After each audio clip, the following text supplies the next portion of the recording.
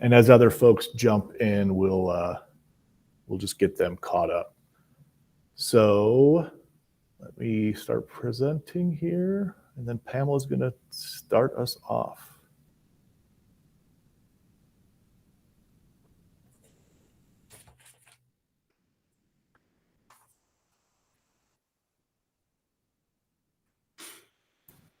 Okay, well, welcome everyone. We're excited that you're here with us to talk about our work on the Middle School ELA Curriculum Advisory Committee. Let's start with a quick connection circle. Thinking about like, why are you here? Why are you part of this group? And why is this curriculum process important to you? And I'll go ahead and kind of share a little bit for Kyle and I why this is so important to us. One thing that we're thinking about is that idea of having alignment and equity in ELA instruction in secondary across our District 612. So currently we have 2 curricular resources in middle school. For a long time in high school, we didn't really have a curricular resource, but now we do with StudySync. It's our 2nd year of implementation.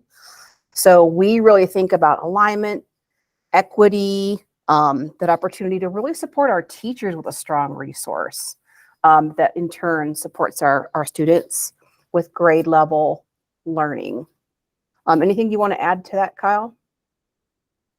Okay, so I think most of us here have had a chance to peruse the StudySync curriculum a bit, but if you haven't had that chance, we've also put in the StudySync demo account if you want to go in and take a look around. Feel free to copy that or take a picture of that to use to preview the resource. Let's go ahead, take a moment to think about why you're here, why this process is important to you, if you want to lift it out into the room, or if you want to pop a note in the chat. Either one is fine.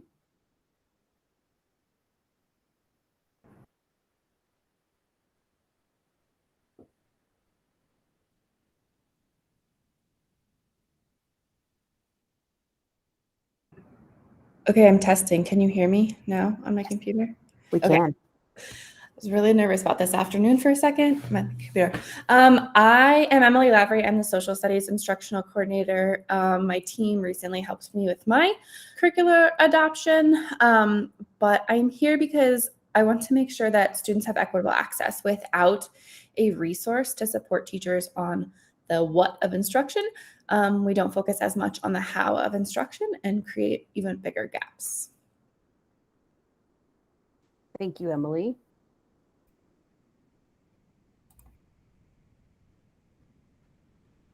I'll share. I'm Jen Castillo. I am the assistant principal over at North Middle School.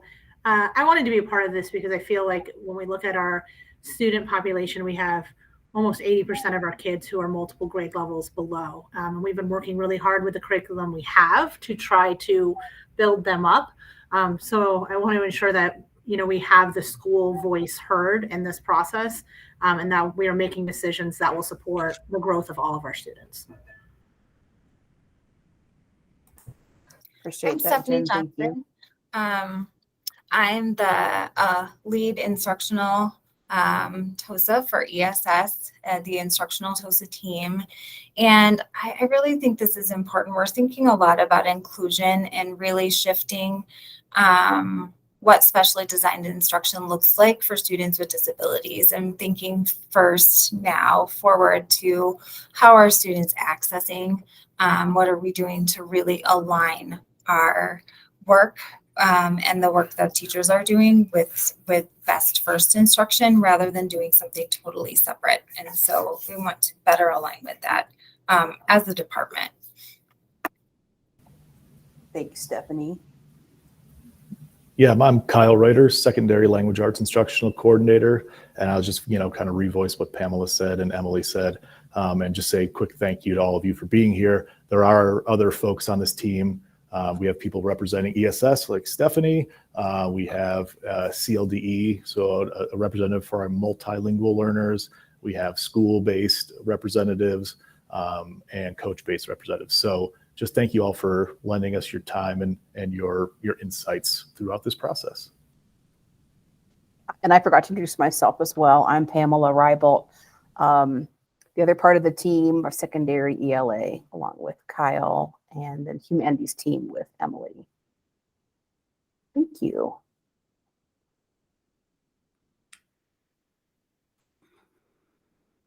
And I would guess it's my turn. Stephanie Mason, Vice President of the school board. And I'm here to just to be educated on what's going on. Of course, a great concern with the equity in our curriculum and seeing the structural piece for the teachers, and support, and making sure that the team, all of you guys, are aware that I am here to support and help in any way that I can. We really appreciate that, Director Mason. Thank you so much.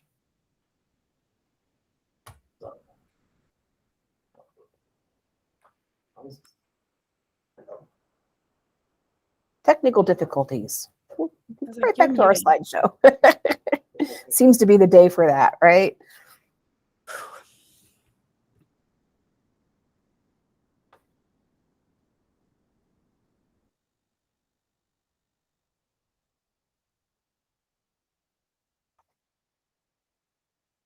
Okay, so you can see that our outcomes today are to provide you an update on the curriculum process and to consider the evaluation criteria that we'll use for the resource under consideration, which is StudySync for middle school.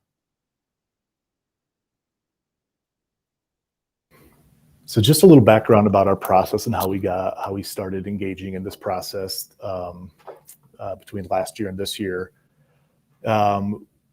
As we adopted StudySync for our 9-12 high school spaces, some leaders had the opportunity, some teaching partners had the opportunity to engage with the curricular resource, especially when we were, kind of thinking about COVID and a digital platform.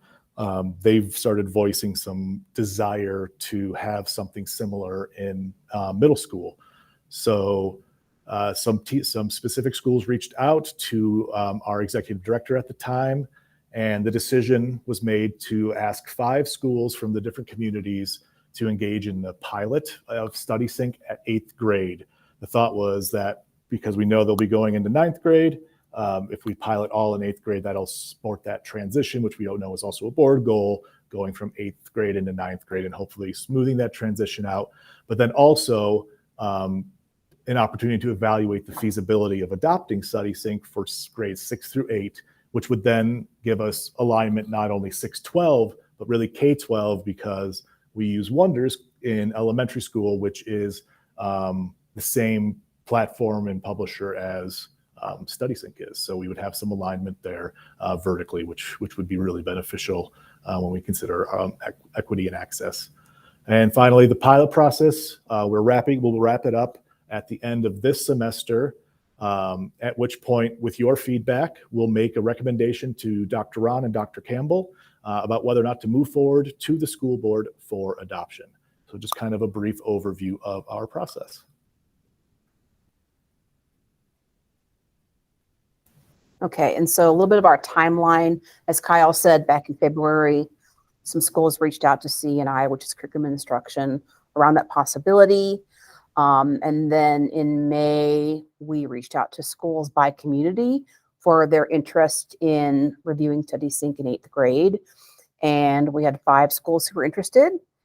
And so in June, we provided an opportunity for those teachers who would be piloting or reviewing the StudySync curricular resource in 8th grade to join us to work on curriculum maps for 8th grade StudySync. And we were fortunate to have 2 teachers join us, Danielle Johnson from Harmony and Maddie Kennedy from Clyde Miller. And so together we crafted curriculum maps for the school year.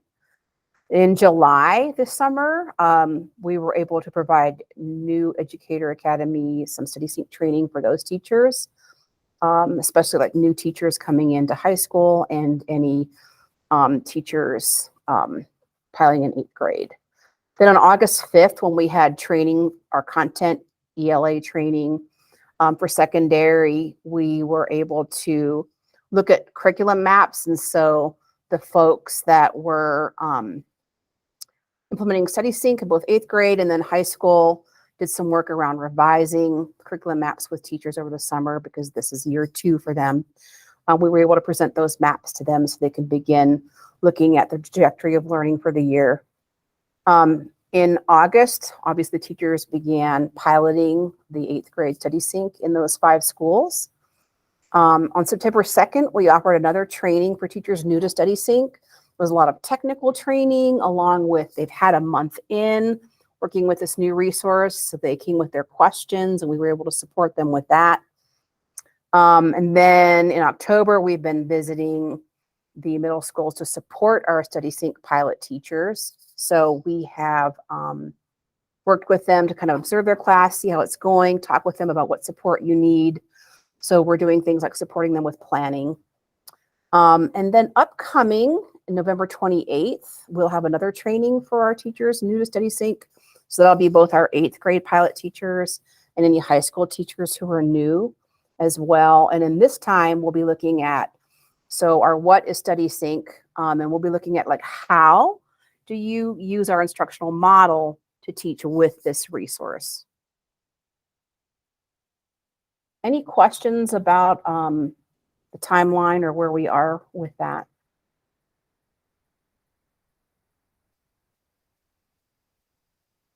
Feeling good? Okay. All right, so we're going to talk a little bit about the similarities of our current middle school curricular resources, which there are 2, both American Reading Company and Teachers College, and the Study Sync resource. So all of these resources do support a gradual release of responsibility, which is our instructional model, which is that direct instruction that I do, where we model and make the thinking visible for students, to that we do, where we're giving them the opportunity to have some guided learning and meet their needs there, opportunities for collaborative learning, and then independent learning. All of these resources provide opportunities for daily grade level instruction. They are all intentional about genre focus. They provide texts for modeling, and they have a scope and sequence. I would say that our current middle school resources, ARC and TC, it takes a lot more time to develop that understanding of the scope and sequence, where there's a little bit more clarity in the Study Sync around that. So let's take a look at the differences that we see in these resources. So currently, our ARC and TC are frameworks. So they provide a lot of flexibility, and it's not always clear to teachers, like, what is tight? Where is the equity across district? So that we have all students having these grade level equitable experiences. While students do not engage with grade level text, the majority of their reading students are engaged in choice text in our current curriculum. So there's a lot of choice, and sometimes that translates to students in below grade level text. It does, as I said earlier, takes a lot of time and significant understanding in our current resources to understand exactly what will be taught. There's a lot of reading involved and a lot of trying to determine what exactly am I doing here, right? So the time is a factor for sure. And then currently our current resources do not have a digital platform, which really resulted in some significant inequities during COVID. So Study Sync does offer daily grade level text and standards-based lessons. So this will, I think, ensure more equity around the idea of having kids in grade level text, less of, some more support around what is tight and what is flexible, instead of so much flexibility for teachers and students. The Study Sync is robust support for our multilingual learners and our students who are working below grade level. It provides a number of supports. Study Sync also allows us to create a tight and flexible pacing guide or a curriculum map. So we're really clear on what what is the instruction, what is the text, what is the focus of these lessons, but also providing still some flexibility for teachers based on the students in front of them and their professionalism. One thing that we really appreciate about Study Sync is that it promotes inquiry and thematic understandings through essential questions and an extended writing project that allows students to use the knowledge they come to us with. So we're continually taking what they know and building on that. And those essential questions in the writing project allow us to work through those pieces. It also has a very robust digital platform, so we can be pretty nimble, right? It also comes with consumables, so teachers can kind of navigate both a digital platform and have the resources in front of students as well. And Study Sync does a great job of providing clarity around the goals and purposes of our instruction. So in general, I would say, like currently, there's a lot of work to be done on the teacher's end and a lot of flexibility. And Study Sync allows us to provide a lot more support for our teachers. Anything that you want to add to that, Kyle? I think you covered it really well. I just would add that, Study Sync allows us to have a single resource and a guaranteed and viable curriculum that provides grade level access to all students in Aurora Public Schools, whereas having two separate resources that have a lot of room for interpretation, we don't feel that we can guarantee that is a guaranteed and viable curriculum across the district. Absolutely agreed. Any questions about the contrast, the comparisons, anything so far?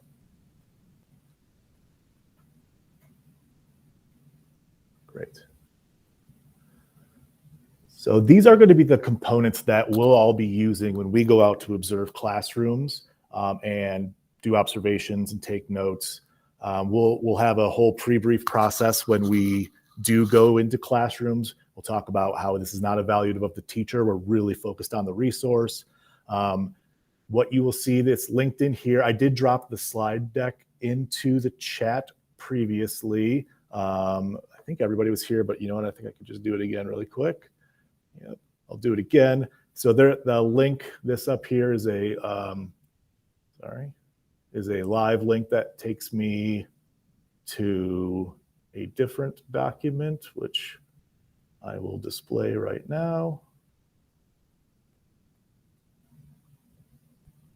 Moment.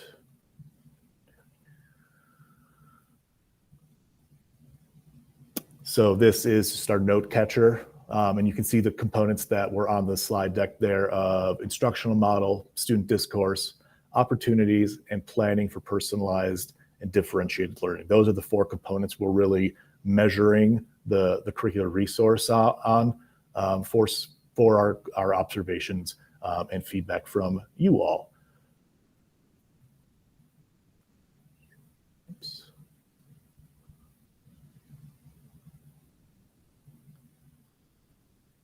So those components, again, instructional model. So how aligned to our instructional model is this curricular resource? Certainly having gone through a pilot process for high school with this, we already have a pretty strong understanding as our team with these, but we wanted to make sure we have lens from all of you folks that have a different lens, a different expertise potentially than all of us. So that's, it's a part of Aurora Public School policy as well that we engage in a pilot like this. To what extent in student discourse do we see teachers being intentional about providing students with discourse opportunities? Does the resource support students talking and co-creating and co-constructing knowledge?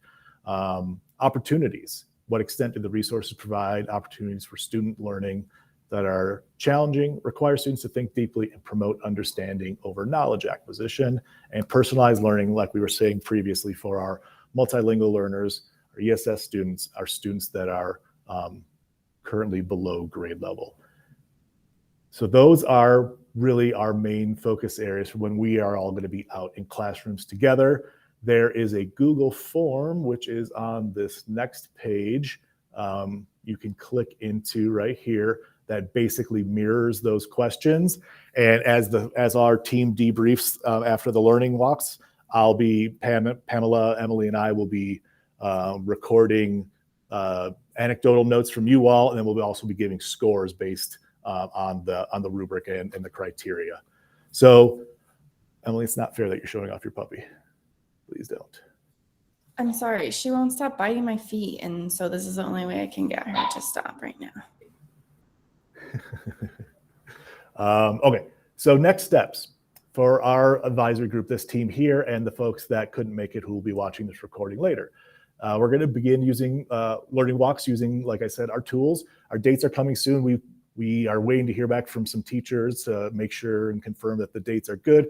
Likely you will see an invite coming for next week, at least one, maybe two, and then probably pretty quickly after. Our goal is for this team to get into all the pilot teachers classes twice. And you don't have to commit to being every one of those, obviously, but at least some members of this team being able to get into those classrooms twice to evaluate the resources. Pamela and I have been able to get in to classrooms and PLCs and support teachers already, but this team, that's our goal, is to get into East Room twice. And then, so if you could accept or decline those calendar invites that we'll be sending out, that's super helpful so that we know who all is coming and we can plan for how many people are coming, and we can, let teachers know, like, hey, here's how many people you can expect, here's who they are. And teachers have been made aware of, like, they aren't the ones being evaluated, right? It's the resource that we're evaluating and trying to learn about. So, and then finally, other next steps, we're planning opportunities for student, teacher, and community feedback. We have forms that we would like to send to students and teachers, or that we will send to students and teachers. But additionally, as we are in classrooms, we're always going to ask like one question. We're always going to ask questions to students as well about how they feel about the resource and how they're engaging with it.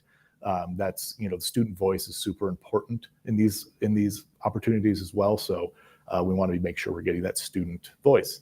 And then finally, plan and continue professional learning and PLC support for pilot teachers. So we have professional learning coming up on November 28th here at ESC2, where those folks are going to be coming together for some additional learning, as Pamela was mentioning earlier. So this is our initial meeting. This is kind of the setup for our work that's going to be taking place in the next 2 months or so. And we're really excited to get with you all in the classrooms and hear your perspective and your take on what we're seeing this resource provide our students. I know many of you have engaged in looking through StudySync pretty deeply, but some of you haven't. Director Mason, I'm not sure how much you've had time to get into the digital platform, but we would be happy to meet online again for another 30 minutes at some point and walk you through so you can actually physically see, like we did for social studies. We can meet virtually, we can meet in person. We'd be happy to walk you through what it looks like, and anybody else who would care to do that. More than happy to walk you through the actual resource. We just didn't want to do it today, knowing how many people that are on this team have already actually really dug into it pretty significantly. So we thought we would do that individually to honor everybody's time. So, and I would love to actually do that, because I do have some additional questions for you guys. And as I just, so I'm clear on it, and correct me if I'm not, you're piloting 5 schools, correct? But you mentioned 2 schools. You mentioned Harmony and Clyde teachers that are involved in it. Are those the only teachers that are involved in this pilot? no. No. So Harmony and Clyde teachers supported us in the summer. We invited all of the teachers that are piloting to come help us create the curriculum maps for the year. But teachers from those 2 schools came to help with that work. You actually came and showed up for it. Right. Came in the summertime when they were actually off, right, and volunteered to do that work. Yeah. Okay. And like I said, we're going to go further, but as we're looking at this curriculum and breaking it down, as we talk about the equity piece of it, and we're talking kids on grade level, English language learners, schools below grade level, how does that break down? And how does a teacher with this curriculum able to individualize this curriculum, because, and she's only one teacher in the classroom, and give me some idea, how does that work? If she have kids that are below English language learners that are on level, how do we break that down with this curriculum so it could be effective for our kids, and the instructional piece of it and resources support and help that teacher with implementing this process. Is that clear? Yeah, absolutely. And there are a number of supports in the resource. So for example, I'll name a few. Teachers can, for each student, input sort of a level, like if they're a beginning English language learner, they're an intermediate language learner, if they're approaching standards but not quite there, if they're an advanced learner. So they can kind of qualify for each student what supports will show up for them so that they're differentiated by need, right? So that's around vocabulary, around different levels of sentence frames or graphic organizers to support students. And additionally, like for the text, there are like a number of languages, I forget how many languages, Kyle, that students can get a summary of the text before reading in their home language. So they almost have kind of an end to the text. In addition, the students can play the audio of the text and follow along. And they can even slow, like if they're really a beginning learner, needed to go much slower, they can slow that way down. What am I missing? But there are just a lot of supports built in for our ELLs, our below grade level learners, as well as extensions for advanced learners. Yeah, that was one of the main reasons we chose StudySync for high school. It by far and away had the most supports for multilingual learners, ESS students, and students below grade level for any other resource that we vetted. They blew the doors off of everybody else. And as Pamela was saying, the native language supports it. They're written in their native language, but they also have audio in native language. And I believe there's 12 different languages that they support now. And it's like real speakers of the native language too. Like they pay voice actors to actually do these things. So they sound like legitimate. They don't sound like a computer reading to them. It's when we get the opportunity, Director Mason, to dig in with you, we'll show you all of that stuff. And I think you'll be pretty impressed, because at least I was. Okay. That sounds good. As we bring this to the teachers, and we're going to wait for feedback from them, when we're bringing curriculum to them, we know there's should be like 6 months. We know that's not possible as far as new curriculum and them adjusting to it. How much time will we have for teachers to get acclimated to this new curriculum? So we'll put it on public display in January. So they'll have January until August to navigate the demo accounts and take take whatever time they need. And then what we've done previously is towards the end of the school year, we start doing some of the technical trainings. We offer trainings over the summer. And then at the beginning of the year, during the required district level professional learning, we'll also offer professional learning at that point. What really gets tough is the time that we have in front of teachers to support that training.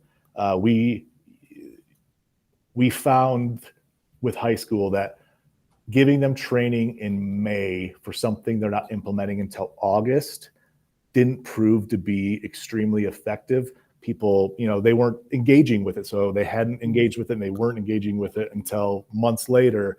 And we had a lot of questions in August about things that we had covered in May. And in addition, those trainings in May weren't required, and a significant amount of our high school teachers opted not to attend those trainings on those asynchronous Fridays that we had a couple of years ago. So we're really problem solving around how can we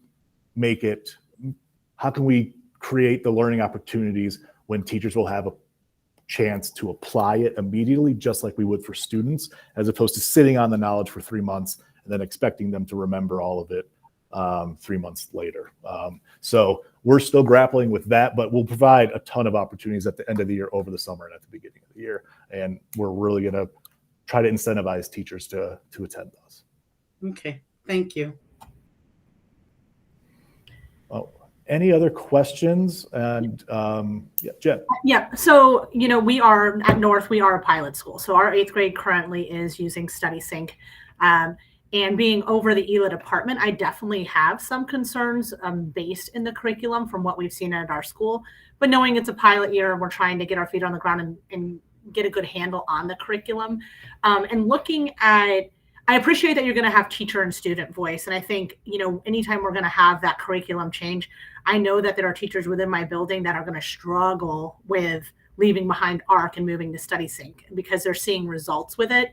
And looking at the observation tool and looking at the Google form, a lot of it is centered around, the curriculum. Does the curriculum lend itself well to this?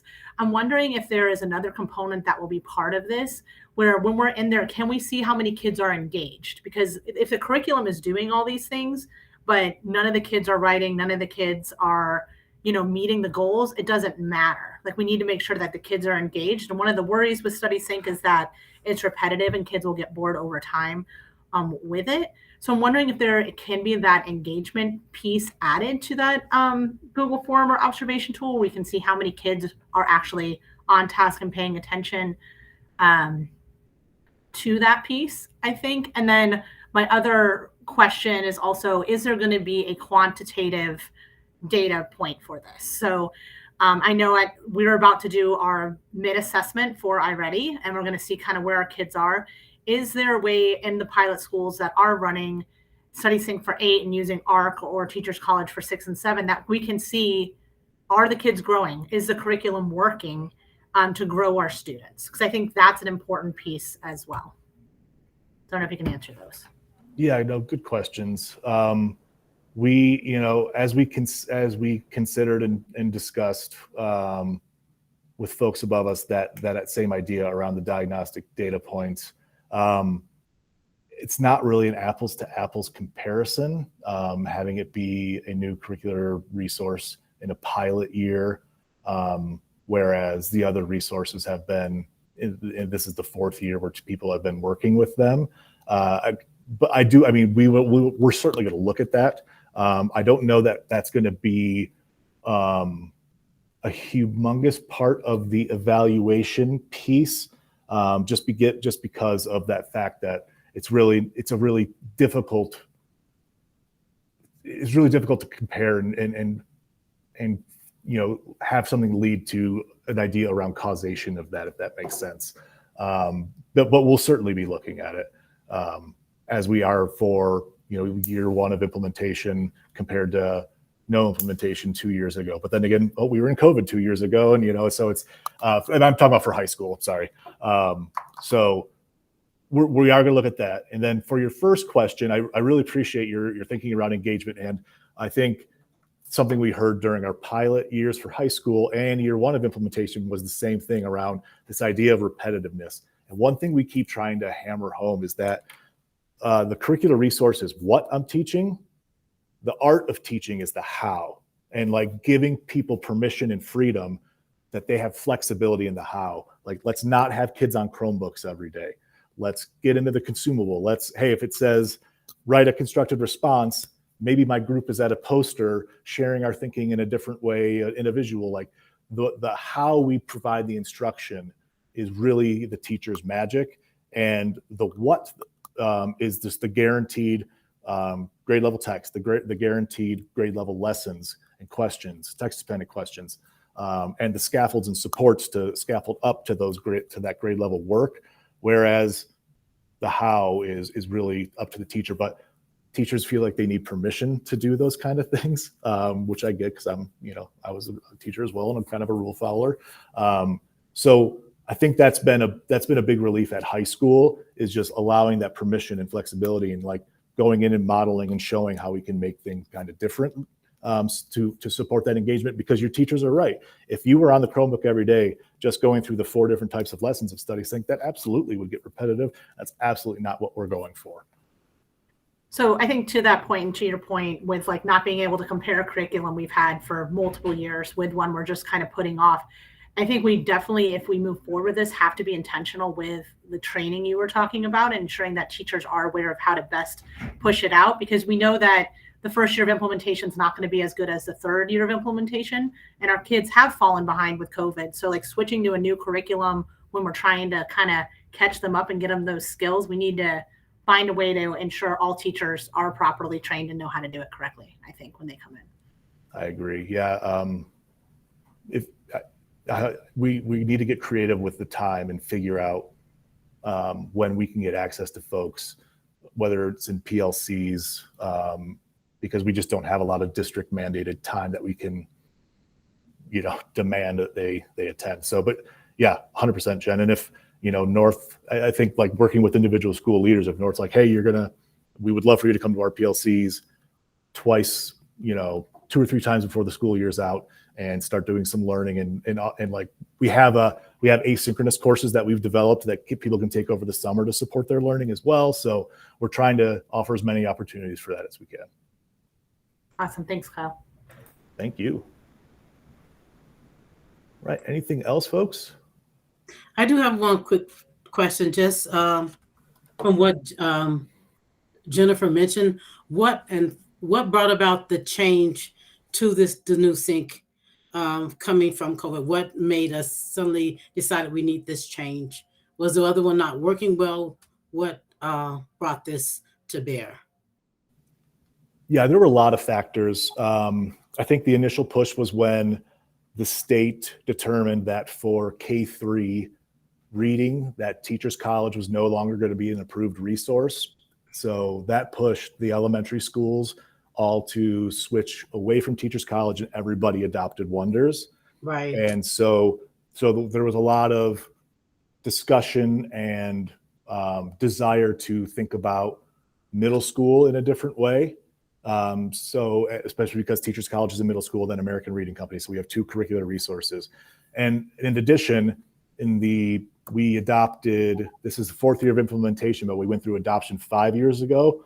In those 5 years, obviously COVID's happened, but we've also learned a lot as a system when we think about our work with University of Virginia, our work with Unbound Ed, and grade level tasks, work, and assignment being really at the forefront is really, really important. And our curricular resources hadn't necessarily kept up with that type of science of understanding of learning.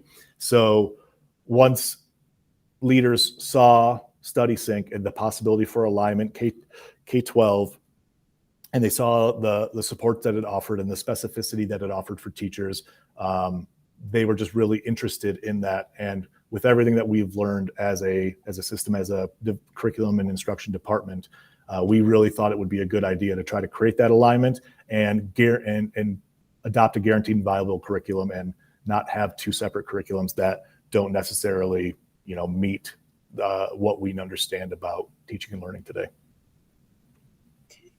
Well, and I think also to your point earlier, Kyle, just the idea with COVID, when we went into COVID, right, we had to scramble and figure out, like, we'll put stuff on Google Classroom, we'll do this, like, what are we going to do to get kids engaged? And this would be something that would allow us to seamlessly move over, because it is an online curriculum, so that there would be easy access if that were to ever happen again, hopefully not. Or if kids are out for an extended period of time, they can keep up too, which would be kind of cool also. Yeah, that's a good point, Jen. Thanks for bringing that up there. Yeah, and there's a lot of self-paced like learning opportunities in StudySync for kids who are off for a long time, or if they're home-based learning, or they're at Children's Hospital and doing their learning there. There's just a lot of opportunities that this digital platform, along with the consumables, provides that the other 2 resources don't. It's all physical books in your hands reading, and there's nothing digital in our other 2 resources. So I know with just thinking about the new Wonders that's being implemented right now, and some teachers are having some adjusting issues with it. Are we able to learn from what's happening now? So as we're moving forward with InSync, we'll be able to maybe nip those issues sooner than later as we move forward with this. Yeah, we work with that team really closely, and we're working and talking and thinking about change management a lot, because that's really what it is. As Jen was saying, there's going to be rub when we use a new curricular resource. Teachers are going to have anxiety about it. There's going to be frustrations, and like knowing that that's the case, in thinking about change management and how to effectively navigate that is certainly something that's been on our mind since we've adopted so many curricular resources in the past 3 years. We talk about it as a team a lot. It's never going to be perfect, but yes, Right. certainly something that is very much on the forefront of my mind. Thank you. And just a clarifying question, we're looking at implementation next school year. That is my current understanding. Okay, thank you. Okay. Thank you everyone for joining. Director Mason, would you like us to just send you a few times where we could meet to dive into the curriculum more in depth with you? Yes, Okay. that would be great. Would you prefer in person or like here at ESC2 or the PLCC, or would you prefer virtual? It would definitely depend on times for me because I'm working full time until after 2:30. So right now I'm just in between my lunch break on this because I really want to be a part of this. Great. But if later and I could be in person, that would be great. But if not, I'll do virtual. So after 2:30 is your best time, is that what I'm hearing? Yes, Okay. if possible. We That could would be- definitely make that happen. Yes, that would be great. Great. Thanks everyone for your time. Look out for those invites for learning walks, and I'm looking forward to getting into the process with you. Thank you all so much for being here. Thank you, guys, and I appreciate the invite. Yeah, you're Have a welcome. good day. Thank you. Bye-bye. Bye now.